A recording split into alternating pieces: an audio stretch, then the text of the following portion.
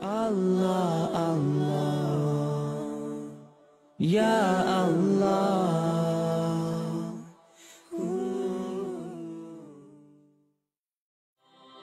লাইফে আপনি কাউকে এভাবে ভালোবেসেছেন যে তার কথাই কম বেশি সবসময় চিন্তা করেন? না, রোম্যান্টিক ভালোবাসা বলতে আমরা যা বুঝি সেই ধরনের ভালোবাসার কথা আমি বলছি না। এটা এমন এক ধরনের ভালোবাসা যাতে রয়েছে প্রচণ্ড সম্মান, আকুলতা, এক ধরনের তীব্রতা যা আপনার চোখ ভিজিয়ে দেয়। আমার মনে হয় মাইকেল জ্যাকসনের ফ্যানরা ব্যাপারটা ভালো বুঝবে। যখন সে স্টেজে পারফর্ম করত, সবাই ভীষণ আবেগে কান্নায় ফেটে পড়ত। মনে হয় যেন এই হোল সি অফ টিয়ার্স। উত্তেজনায় অনেকে বেহুশও হয়ে যেত। আর কোনো ক্রমে কেউ যদি তাকে একটু জড়িয়ে ধরার সুযোগ পেত, সে তাকে আঁকড়েই ধরে থাকত। ফুটবল ফ্যানরাও ব্যাপারটা ভালো বুঝবে।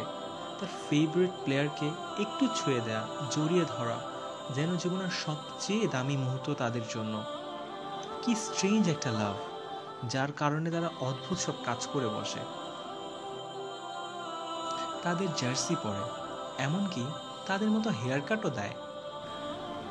কিন্তু এই সব এক্সাম্পলে কিছু একটা মিসিং। তারা যে সকল সেলিব্রিটির জন্য চোখের পানি ঝরাচ্ছে, সেই সেলিব্রিটিরা তাদের জন্য কখনো কাঁদে কি? মনে হয় না। আর এই ব্যাপারটা সেই ফ্যানরাও অস্বীকার করতে পারবে না। তাদের জিজ্ঞেস করলে হয়তো বলবে, আমার ফেভারিট সেলিব্রিটিরা কেন আমার জন্য কাঁদবে? আমি এমন কে? What makes me special? আর যদি বলি যে এমন একজন মানুষ ছিলেন যিনি সত্যি সত্যি আপনার জন্য কাঁদতেন, আর এই মানুষটি মর্যাদা, খ্যাতি বা সম্মানে যে কোনো সেলিব্রিটি অথবা পার্সোনালিটি থেকে অনেক অনেক উপরে, তিনি হলেন মুহাম্মদ সাল্লাল্লাহু আলাইহি ওয়াসাল্লাম। তিনি রাত জেগে নামাজ পড়তেন, তার পা ফুলে যেত নামাজ পড়তে পড়তে। আর নামাজের মাঝে কাদের জন্য দোয়া করতেন জানেন? আমাদের জন্য, যেন আমরা ভালো থাকি। আর এ কথা ভেবেই তার চোখ ভিজে আসতো যে তারপরে আরো অসংখ্য মানুষ আসবে যারা তাকে দেখেনি, তবুও তাকে বিশ্বাস করবে, তার দেখানো পথে চলবে।